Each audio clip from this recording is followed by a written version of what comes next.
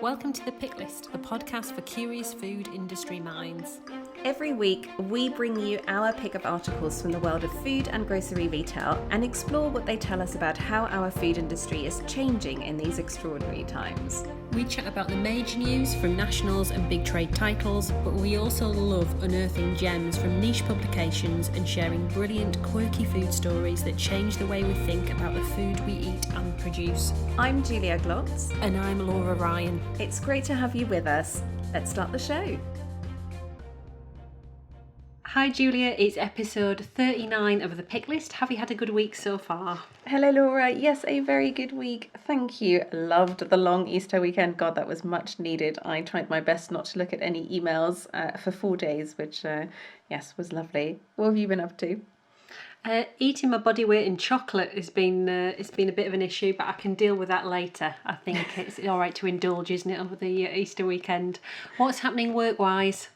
So work-wise quite a bit. I've got a few articles that I'm working on at the moment. I'm also preparing for a webinar that I'm hosting for the Grocer. Really interesting one featuring Little Moons. If you remember, Little Moons is the mochi ice cream brand that went viral on TikTok a few months ago, and they've done a fantastic job converting all of that social media attention into real life sales, and they've worked quite hard on their consumer profiling to do that. So I'm hosting a webinar that will feature them. Just take a look behind the scenes of how they did that and spell out some lessons on how to engage audiences on social media. What have you been up to? All roads for me still lead to the United Nations at the moment. So I'm hosting my first United Nations dialogue next week, and a global one, which should be fascinating. And we've got Christine Middlemiss, the Chief Veterinary Officer of the UK, being the keynote for us on that. So it'll be interesting to see how that goes. And got a global meet dialogue planned for next month as well. So yeah, getting in amongst it, that's for sure. We've got a brilliant episode this week, haven't we?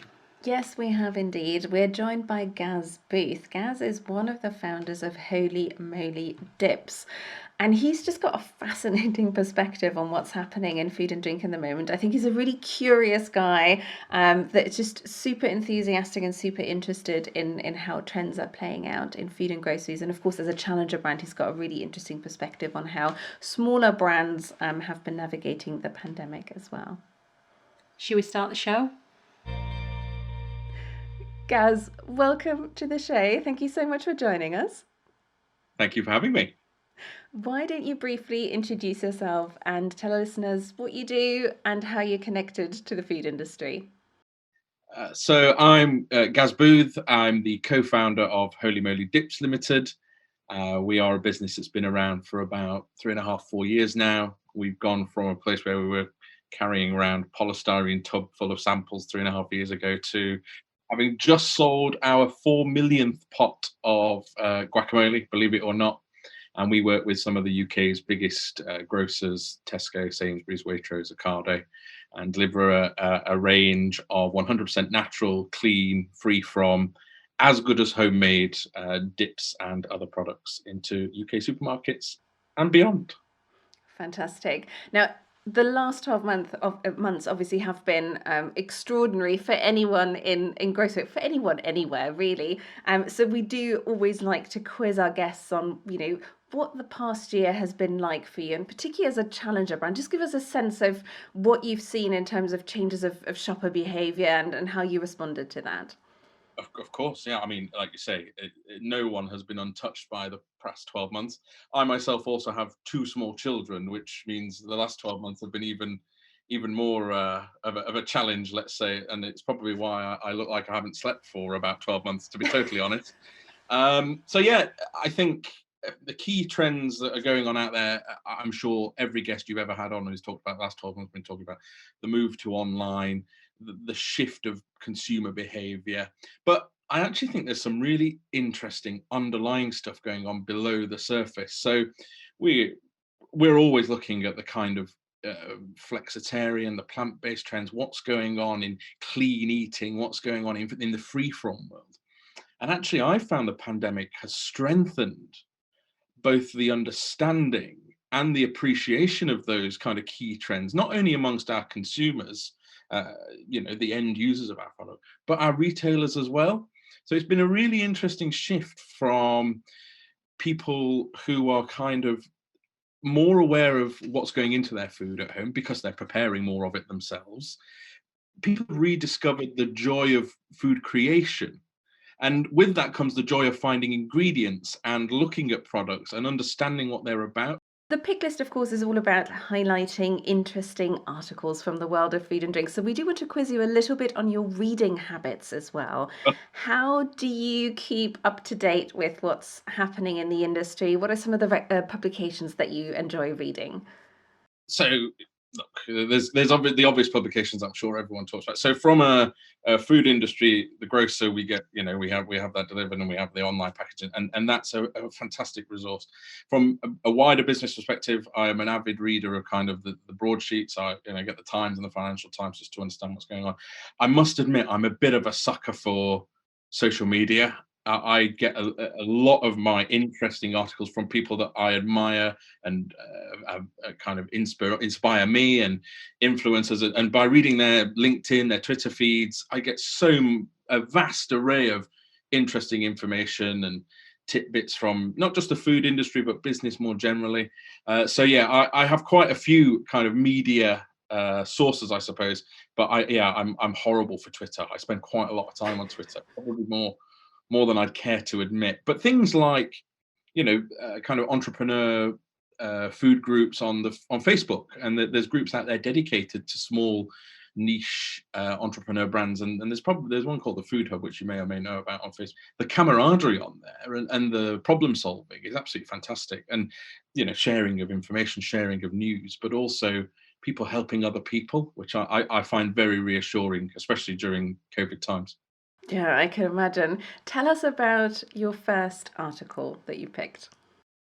So I found a really interesting story that taps into some of those trends we talked about, and it's an article from the grocer talking about one sector of the grocery world and how they've responded to the move into online, and that's about how convenience stores have upped their online shopping game. That is the title of the article, and it's just a really interesting piece that demonstrates that retailers of all sizes have had to respond and had to find methods of tapping into these new trends that actually they had no real control over. I think I read somewhere, not in this article, I read somewhere that COVID has accelerated the growth of online shopping and people getting food shopping at home by something like 5 to 10 years. They were not seeing these levels predicted in the kind of forecast for another 5 or 10 years. So it's how convenience stores have moved into that space. And one of the things that I really liked about this article and really resonated with me was that it's just good old-fashioned retailing. It's just good kind of moving with the times, doing what good retailers do. Is they see an opportunity, they do something about it, and they've gone with it. And I suppose that's the basic of kind of entrepreneurism. That's where, obviously where I come from on this. So it's great to see how established businesses now. And I think it's a real cracking example of just good old fashioned understanding what your customers are demanding of you and fighting and finding your way through a solution, which is not always easy, and in the article it talks about the ecosystem that's been created, the kind of support mechanisms, the delivery apps, the dark kitchens, there's this whole ecosystem that's sprung out of the ground in response to a customer need, and that customer need is, we want to do more online, and if you don't, change, evolve, then you'll be left behind. So I think it's a great microcosm, really, of everything that's going on in COVID. It was a great article, and I particularly like some of the case studies in there as well. It's talked about Premier store in Wharfdale that just done well at marketing, and that basics, as you say, about just good retailing, about telling your customers how the system works, how much it costs, how it can be dropped off, and getting that right. And you do think with that proliferation of different apps, that's going to be more and more important, isn't it, for consumers to understand what are the benefits of shopping on one or another and who uses it. My local one-stop shop round the corner, it's that's really interesting. They're now using Deliveroo, and the ticketing has on the certain SKUs which is available on Deliveroo. So when you stood in the store, you can think, right, well, if I want that chocolate bar delivered to my house, then actually I can do that next time. So that's fascinating. One thing that always comes to my mind, and it loops back to what you were saying a bit earlier, Gaz, in terms of clean eating and health trends. I always worry that the convenience piece and speed is about chocolate and booze. Do you think, we'll get to a position in the future where it's not and it's more about health? We've chatted about some of those articles in the past. What are you seeing in that space? Yeah, but I mean, I'd go back actually. I'm gonna challenge you here, Laura. I think there's a moral question about whether it's right to order a dairy milk and expect it to be delivered to your door. Do you know what I mean? Yeah. But totally bluntly, there's a sustainability element, there's an environmental element to this as well. So we can't just put those issues aside simply because it is convenient being convenient. So it's very interesting. I think you're absolutely right. I think the trend generally is there and will continue. It's about how businesses in that space make sure that they let their customers know what they're about still. And it's things like, are you committed to sustainability? Are you committed to environmentalism? How do you demonstrate that in the partnerships that you use? But also, it'd be very brave for a business to turn around and go, do you know what? Actually, it's not that great a thing for you to be able to just order a chocolate bar and us deliver it to your door. Do you Yeah. know what I mean? There's an interesting balance to be had. But you're right. I think more broadly, it really is about, they've got to do it. I don't think there's any question that they've got to evolve or and thrive, or they will literally, history is littered with businesses that didn't change and move with the times. And actually, I think, as I said before, it's about good old-fashioned retailing, spotting an opportunity, doing something about it. But there is a moral and environmental and ethical side to this that perhaps hasn't been explored. I think it's a really interesting question though, and I thought it was such an interesting article, partly because you get these fantastic case studies as well about how different retailers have adapted to that. It did make me wonder, and this is sort of not necessarily convenience related, but thinking about what it's like being a challenger brand and performing well on e-commerce. What have you seen in terms of product discovery? Because I feel like the bar has been raised so much to be seen online, to be visible online, to be shoppable online. How do you make sure you are performing well on those grosser e-commerce sites as a smaller brand? So, look, I mean, I would always answer this question, regardless of what you just asked me there, Julia. I will always answer this question by starting with the product, right? Product has to, through what it is and what it does, be different. And that's what challenger brands generally do, bring products to market that have something about them that isn't being served by, whether it be own label or whatever it might be, or current options out there. So that's the first thing. Does the product lend itself to being discovered? Because it is different, because it meets certain criteria. And some online retailers have made that really easy. So if I think about Ocado, for instance, and their new B Corp aisle, right? So the B Corp aisle, if you're fundamentally committed to that as a way of a shopping choice as a consumer, that I will only buy from B Corp operations, Ocado have made that incredibly easy. You can go on, type in B Corp, there you go, big old list, whatever it is, 300 products that are certified B Corp opportunities. So they've used technology to make that purchasing filtering easier. And it's the same with, and this is what everyone's doing, it's the same with veganism, flexitarianism. How easy do online retailers make it for people to make informed buying decisions with a simple tick of a box? The ones that will win are the ones that make that as easy as possible. Now, it's an interesting one, this, because we had a direct-to-consumer operation, and that was the big thing. Everyone had to have a direct-to-consumer operation. God, we've got to get a website that sells to people. We've got to get can we deliver 24 hours? Can we deliver guacamole to Rochdale or wherever it may be? And this is serious. We sat down and we agonized over it. And actually what we decided was the effort and the money that we were plowing into that, because it's expensive. It's not an easy operation to scale. We decided actually we'd be better served simply directing to people where they can buy our products, Waitrose.com, Ocado.com, Tesco.com, Sainsbury's.com, not being disrespectful to my own business, they can deliver our products better, cheaper, easier, quicker than I can do it direct to you. Now, there's another layer of that, which is subscriptions and long-term buyer relationships, and that's definitely a valid argument. But actually, we decided our job was to make our products available to as many people as possible through channels that they already used, rather than trying to get them to buy something direct from us. And we had quite a successful direct consumer business, but actually, it serves me better to push those people to wherever they buy their groceries from, and just make sure they buy Holy Moly as well. Julia, what's your first pick this week? My first pick this week is from the Wall Street Journal, and it's an article titled "The New Shortage: Ketchup Can't Catch Up." This, as the headline suggests, is about a ketchup shortage in the US, and specifically it's a shortage in single-serve sachets of ketchup. Once again, no surprise, the pandemic and some of the changes in shopper behaviour or consumption behaviour that we've seen have a lot to do with what is happening here. So the issue here is basically that table sauce consumption has changed dramatically since last year. In restaurants in particular, that shift that we saw from sit-down eating to takeaway and delivery, plus on top of that concerns around hygiene, have meant there is much, much greater demand for individual sachets of condiments such as ketchup as opposed to tabletop bottles. And the price of ketchup sachets, the article says, is up 13% since January 2020.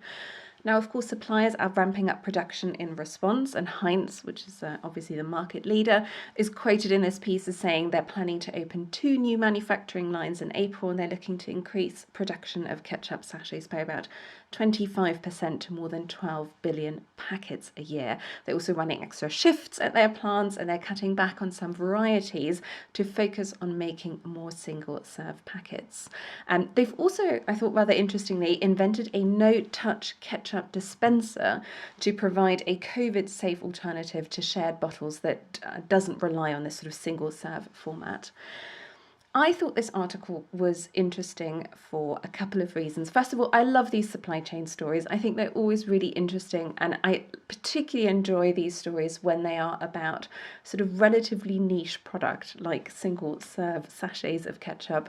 The second reason, I think the main reason I thought this was interesting, is because I think it's a reminder that despite all this talk about returning to normal, having vaccination programs roll out, and so on and so forth, the aftershocks of COVID are still playing out, and some of these weird imbalances in the system are still there. And crucially, and this is something that Gaz, you've touched on already, some of the changes in shopper behaviour that we've seen will be permanent, and so some of these sort of impacts on the supply chain, I think, are going to continue to play out for some time to come. The other question this raised for me was the sustainability and the sort of environmental and sustainable packaging angle here. Because I suppose some of the hygiene concerns that would have driven increased demand in these single-serve formats, some of those are going to be fading a little bit. But if we continue to get more food delivered, have more deliveries in general, then I suppose some of these single-serve formats will continue to be really important, because you're not going to have a shared bottle if you're getting your fries delivered via any of the delivery platforms.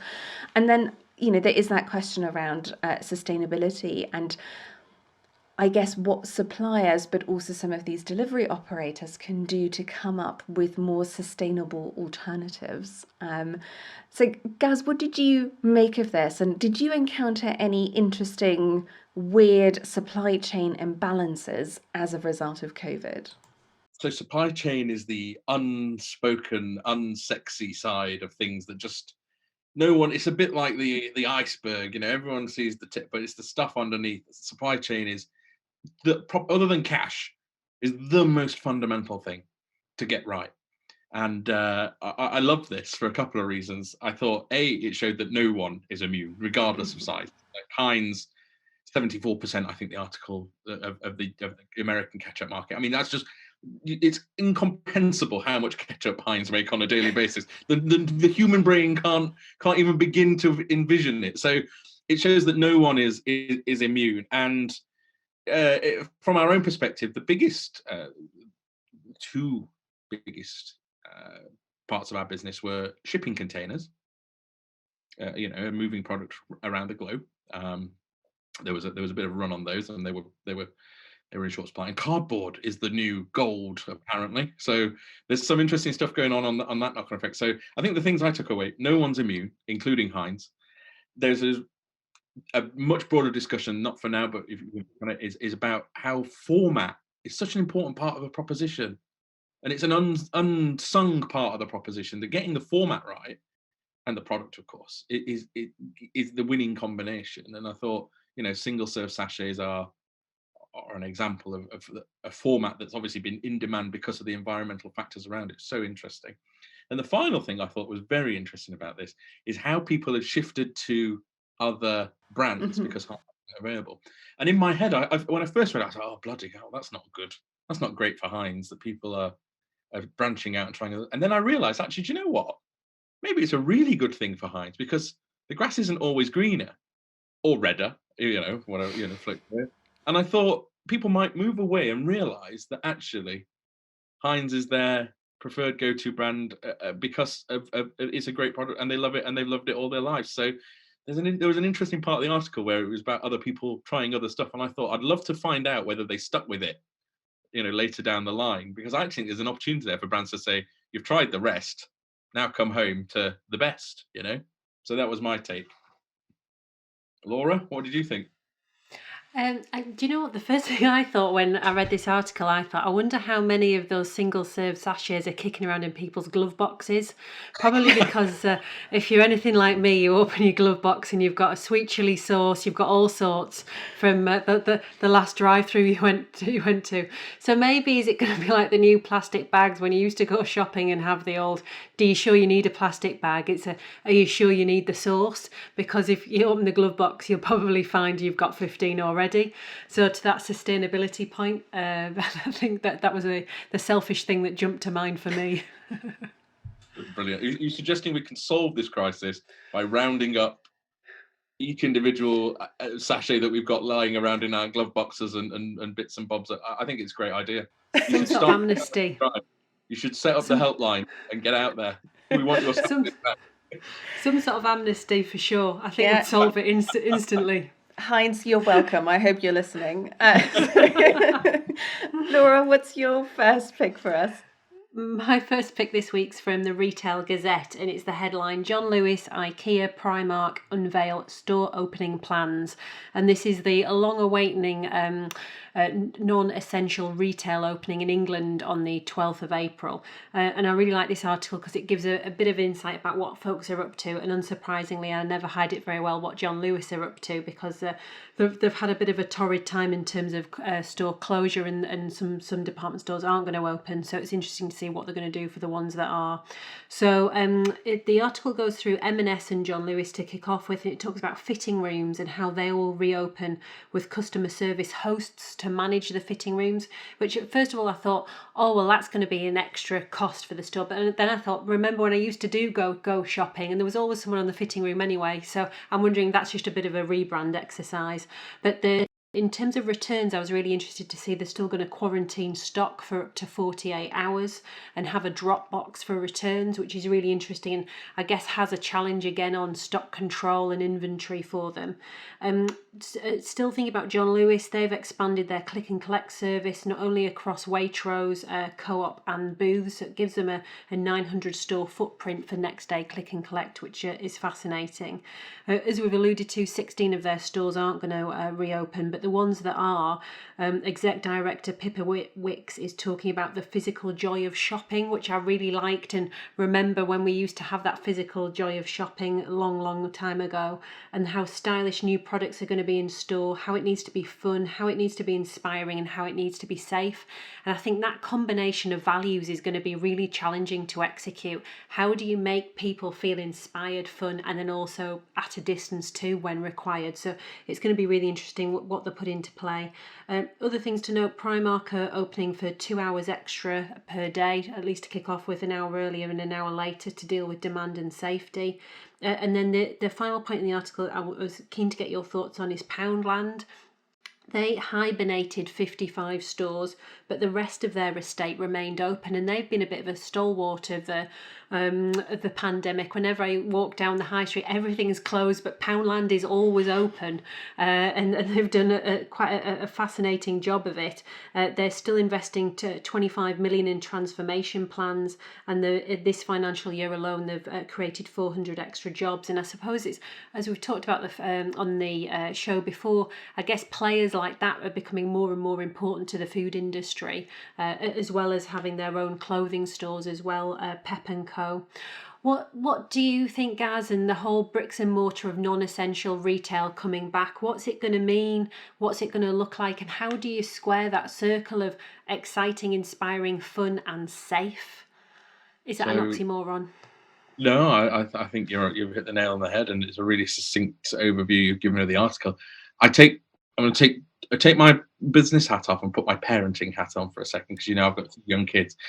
The reopening of non-essential stores means something to do, and freedom. That sense of browsing. Come on, browsing. I mean, who knew that browsing was the most fun thing in the world before they stopped us doing it, right? So, I can't wait. There's nothing my kids love more than having a look round. Just having a look around the shop. They love it, and my wife enjoys it as well, and it's a nice day out. So here's the crux of the matter for me. Bricks and mortar will never die, but bricks and mortar has to evolve and has to change.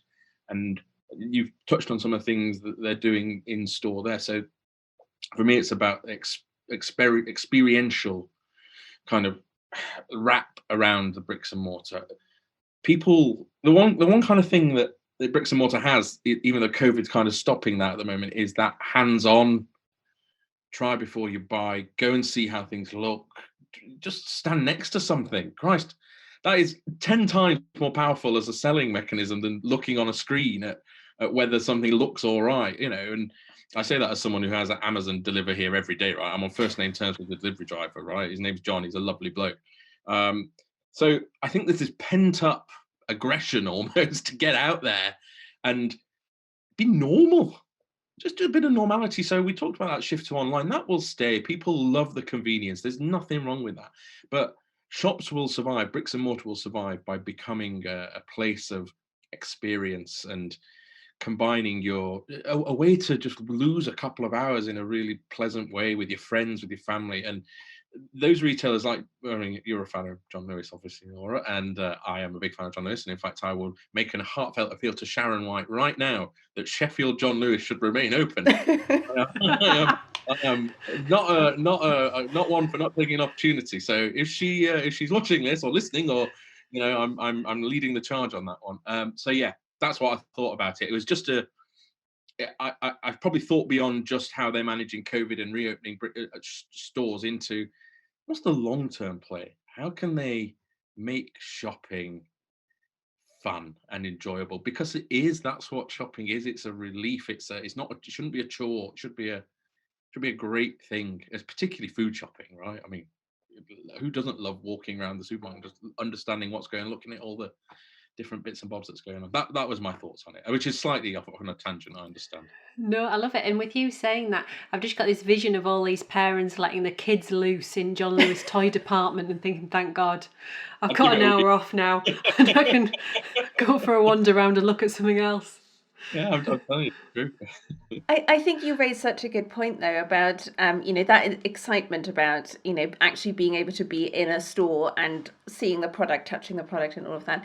I do wonder whether there's always going to be a little bit of sort of danger for some of the traditional bricks and mortar retailers, because I think there will be that sort of immediate post-pandemic period where we're all super excited about being allowed to go into a shop again, but that's not going to last. And then I think the ones that are going to make it in the medium term, in the longer term, are the ones that offer a fantastic experience and that kind of experiential in-store theatre and all the rest of it. I almost wonder whether, we're going to be so desperate to be allowed to go into any store that it's possibly going to give a slightly confusing read on what shoppers are going to be looking for longer term. But cannot wait. So excited to go back into stores other than my local supermarket.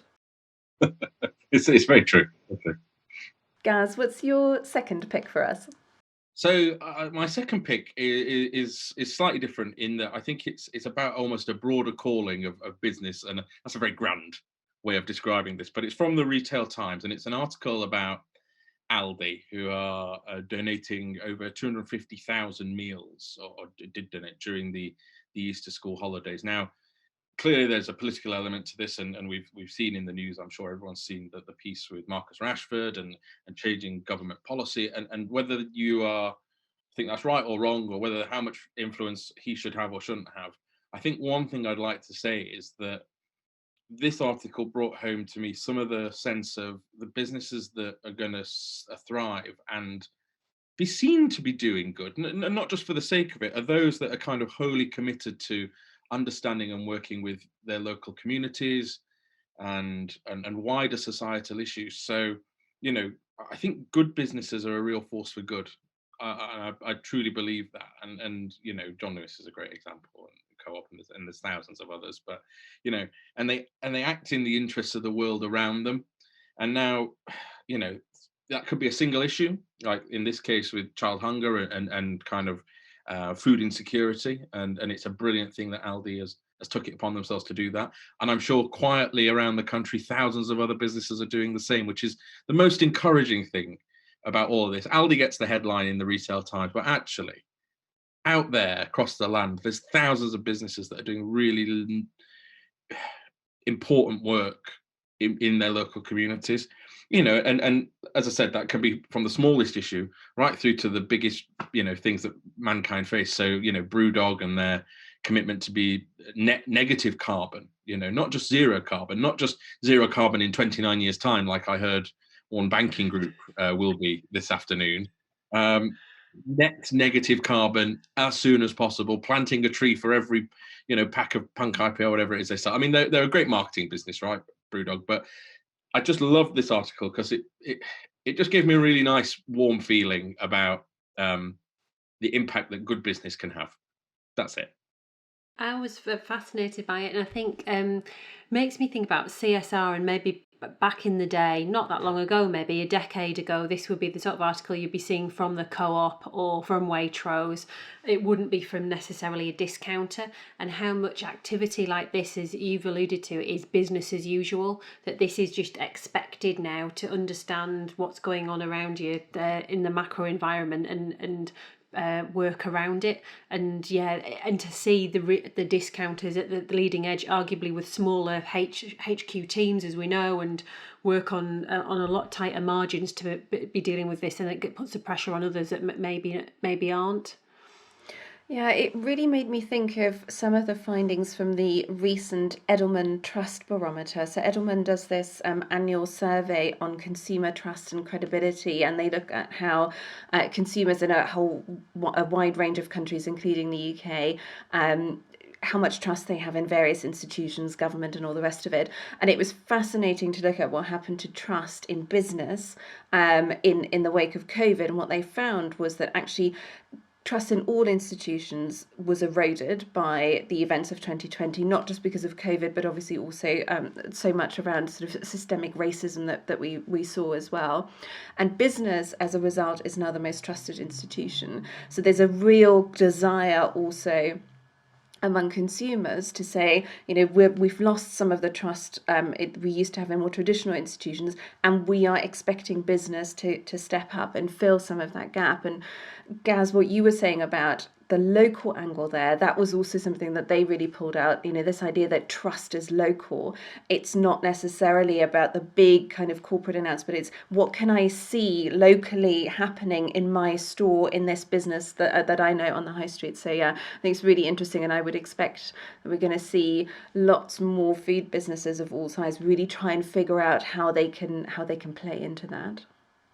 Julia, what's your second pick this week? My second pick this week is from Quartz, and it's called Weight Loss App Noom Was Ready for Its Pandemic Moment. I picked this article largely because of the coverage we've seen recently around the government's health and obesity drive, including the news that Chris Whitty is going to be heading up the new Office for Health Promotion. So I think there's a lot of attention being paid to what's going to happen around health and wellness and obesity later in the year. And what I think is interesting about Noom in this context is that it's an app that uses behavioral science to help people make better choices around food. It's sort of got an international presence, got a UK side to its business as well. And part of that is about weight loss, of course, but it's I think generally much more about balance and wellness and self-care than a sort of traditional calorie counting app that you might get. And it basically uses a mixture of artificial intelligence and human coaches to help people achieve their food goals, if you will. So this article really sort of explores some of the opportunity that an app like Noom has around COVID and the fact that people are looking to shed some of their lockdown pounds post-pandemic. It goes into the background of how the app was founded, the funding they've raised so far, which is quite significant, how it's being marketed, etc., etc. What really struck me though is that you have a company here from outside the food industry. This is a tech company that becomes the primary interface between consumers and the products they buy. Noom operates on a traffic light system of its own where it basically groups foods into green, amber and red categories and then provides guidance and encouragement to consumers around how much of these categories they should eat in a day. So it really inserts itself in between the consumer and the products they buy, and it interprets the products and how good they are for them on their behalf. So forget about what is unpacked, forget about what any government initiative potentially has to say about what you should eat. Here you have this app guiding consumer choices. And I suppose you could say, well, that's not that new because, organisations like Slimming World and Weight Watchers and even apps like MyFitnessPal, any diet essentially has inserted itself in between consumers and their food choices for a long time and is sort of choice edited. But I think it's always worth paying attention to any new player that's gaining traction and that's sort of potentially shaping the way consumers make choices. And it also strikes me as a much more sophisticated approach, a more holistic approach, looking at that sort of behavioural science side of things, and therefore it's potentially more impactful. Noom is also looking at pursuing some B2B opportunities, so including offering their technology on a white label basis. So I think it'll be really interesting to see whether we're going to start seeing retailers, potentially some food companies, but I would expect that primarily to be retailers, offering a service like this as part of their portfolio as well. The other thing that really struck me about this was that how different the language and the approach used by Noom is to what we're hearing about food and weight and wellness from much of the food industry. We've talked about this on the podcast before. I still feel like so much of the food industry is sort of vaguely stuck in the 90s when it talks about food and weight and calories and all the rest of it. And I think apps or companies like Noom show that consumers have really moved on from that, and it's about much more sort of positive and inclusive language and a more positive approach to food rather than this sort of sense of how many calories are in there and is this a good food or a bad food. So I think it's just an interesting example of where I think the food industry, and particularly some of the big sort of more traditional companies, probably need to be quite careful that they are not going to end up looking really out of step with what consumers are looking for from a wellness point of view. And Gaz, I was really interested in your take on this because your brand, I think has that, wellness and sort of positive, quite playful component to it as well. What are you seeing in terms of what consumers want in terms of sort of positive food choices, and what do you make of an app like Noom? It's a very interesting discussion, and I think you're right. I think it's more important, and actually the pivotal thing is how Noom shapes something like a retailer's offering. You can almost see if it does go huge, that almost a retailer would have a new meal deal, where you could pick out the bits and it would be green, and I can see that. I mean, Weight Watchers did that obviously, but they solved the retailer problem by simply introducing products. Whereas if a retailer decided that actually the way that they shape their products and how they align them and the values that they're looking at when they do that, and actually we'll come on to that I think in a little while, because there's a very interesting article that I know that Laura's going to talk about next, and we'll come back to it. So yes, you're right. My health and well-being is obviously a key element of what's going on in the market, but we also shouldn't ignore the fact that actually one of the key areas of growth at the moment is kind of indulgence as well. So there's this dichotomy at play. People are pent up and have pent up kind of needs, and sometimes that is a dairy milk delivered at 1 a.m. by a convenience store, unethically and unsustainably. Uh, uh, but in general, health and wellness is obviously not going to go away, and I actually don't think the fundamentals have changed. People want to feel like they're doing good and putting good things into their body, and actually most of the time they just need a little help in formalizing that and shaping it. Now, whether that's through Weight Watchers once upon a time, Slimming World, and that was a very specific aim, was to lose weight, eat well. But actually, this has never not been an issue where people, the masses, want to do good and eat well and feel like they're doing that through the products they put into their bodies. And actually, I think it's actually incumbent upon all companies, small, large, to tell the story of how they help that. One of the bits in the article I was really interested by was gamification, and the fact is, as you said, that this is a more modern tone of voice. And when you look at the more traditional players in the market, and we've seen Weight Watchers go through a big rebrand as WW, and Oprah get even more heavily involved, and James Corden taking on the mantle to be their US ambassador. But it's that same old influencer behaviour, whereas Noom's gone down a different route and gone back to what do the consumers want, what works, and I don't know, dealing with an individual, and that's a Hollywood star, and they've probably got a chef and a PT looking after them, and what can I do to cook for my tea? So yeah, it's a fascinating read. Laura, tell us about your second pick for us. My second pick this week is from The Grocer, and it's the headlined Tesco links with SimplyCook for Let's Cook in-store meal kits. And this really caught my eye. It's a recipe box service. SimplyCook is launched in store this week, and it's across the 1,300 Express Tesco stores. And as the headline says, it'll feature in a Let's Cook branded gondola aisle setting. Basically, it's a meal for two for £6, so it allows you to pick a protein or a protein alternative, veg, carb, along with the SimplyCook ingredients. And I had a little look on their website really, because I wanted to understand exactly what it was, because I've never bought this before, and because I was going to describe it as herbs and spices, but the first headline on the website is "We're more than herbs and spices."